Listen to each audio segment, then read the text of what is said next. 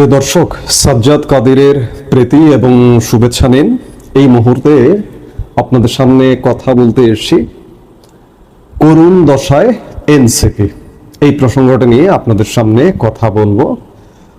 আপনারা জানেন যে এই মুহূর্তে গত এক বছর যাবৎ ছাত্র সমন্বয়করা আলোচনার কেন্দ্রবিন্দুতে, ছাত্র সমন্বয়ক থেকে নতুন রাজনৈতিক দল এনসিপি আলোচনার কেন্দ্রবিন্দুতে।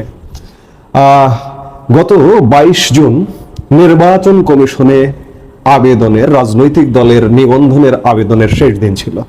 এই শেষ দিন পর্যন্ত 147টি রাজনৈতিক দল নির্বাচন কমিশনে নিবন্ধনের জন্য আবেদন করেছে। ইতিমধ্যে 50টি রাজনৈতিক দল নিবন্ধিত আছে।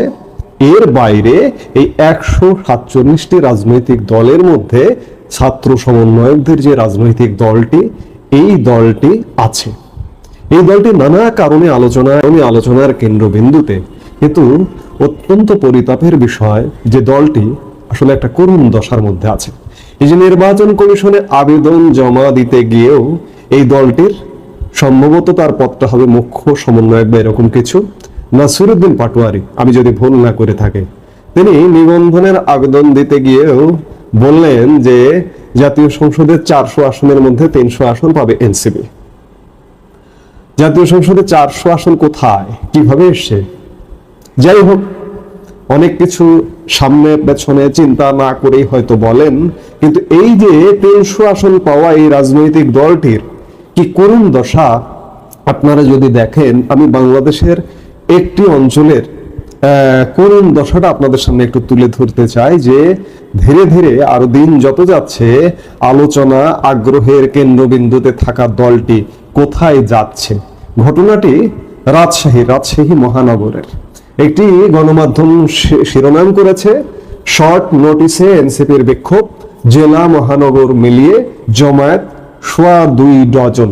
অর্থাৎ তারা বলতে চেয়েছে যে 2.25 ডজন সদস্য নিয়ে তারা একটি বিক্ষোভ সমাবেশ করেছে রাজশাহী মহানগরে। খবরে বিস্তারিত বলা হচ্ছে, জাতীয় নাগরিক পার্টির রাজশাহী জেলা ও মহানগর ইউনিটের সদস্য সংখ্যা 43। তবে গতকাল মঙ্গলবার বিকেলে 2 ইউনিটের ব্যানারে রাজশাহীতে আয়োজিত এক বিক্ষোভ সমাবেশে 27 জন নেতাকর্মী উপস্থিত ছিলেন।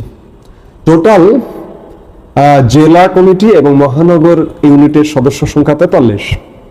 উপস্থিত ছিলেন বিক্ষোভ সমাবেশে 27 জন, অর্থাৎ কমিটিতে যারা আছেন তারাই উপস্থিত ছিলেন না।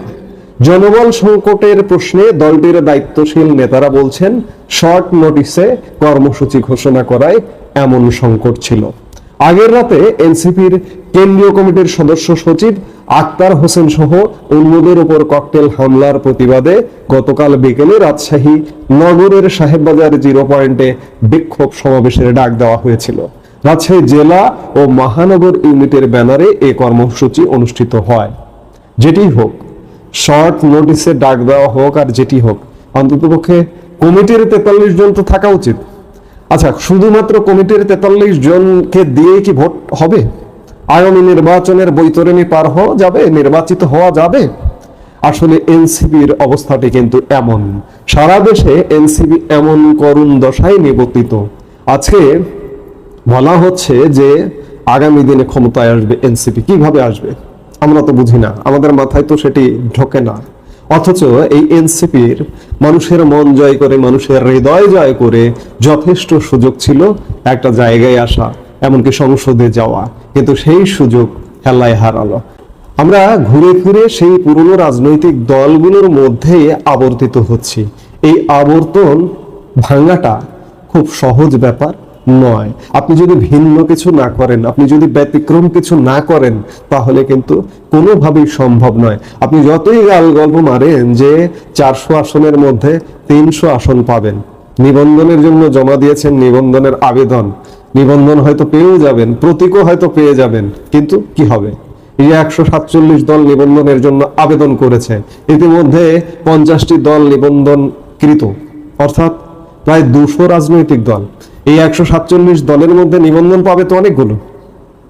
এই 200 রাজনৈতিক দলের প্রধান যে রাজনৈতিক দল কোনগুলো? আওয়ামী লীগ যদিও নির্বাচন কমিশন ইতিমধ্যে আওয়ামী লীগের নিবন্ধন স্থগিত করেছে, আওয়ামী লীগের কার্যক্রম স্থগিতের সুবাদ সরকারের একটি প্রজ্ঞাপনকে অস্ত্র ধরে নির্বাচন কমিশনে এই কাজটি করেছে, কিন্তু আওয়ামী লীগকে তো বাদ দিয়ে হিসেব করা যাবে না, বিএনপিকেও বাদ দিয়ে হিসাব করা যাবে না। বিএনপিকেও যদি কেউ বাদ দিতে চায় সেটাও সম্ভব নয়। অর্থাৎ আওয়ামী লীগ বিএনপিকে ঘিরেই আমাদের রাজনৈতিক কেন্দ্র, রাজনৈতিক বলয় আবর্তিত হবে। এনসিপির সুযোগ ছিল, সুযোগ কাজে লাগাতে পারলো না। দিনকে দিন এই দলটি করুণ দশায় পৌঁছে যাচ্ছে। যার দরুন আমি রাজশাহীর উদাহরণ দিলাম। এটি শুধু রাজশাহী নয়, এটি সারা বাংলাদেশের চিত্র। অর্থাৎ মঞ্চে যত লোক থাকে, মঞ্চের নিচে তার থেকে শতগুণ কম মানুষ থাকে। আমরা বিভিন্ন সময় মঞ্চের চিত্র দেখেছি। এনসিপি নামে আছে, কাজে নেই। অর্থাৎ কাজীর খাতায় আছে, গোয়ালে গরু নেই অবস্থাটা হয়ে গেছে এনসিপি এমন। এই মুহূর্তে এ পর্যন্ত। সবাই ভালো থাকুন, সুস্থ থাকুন।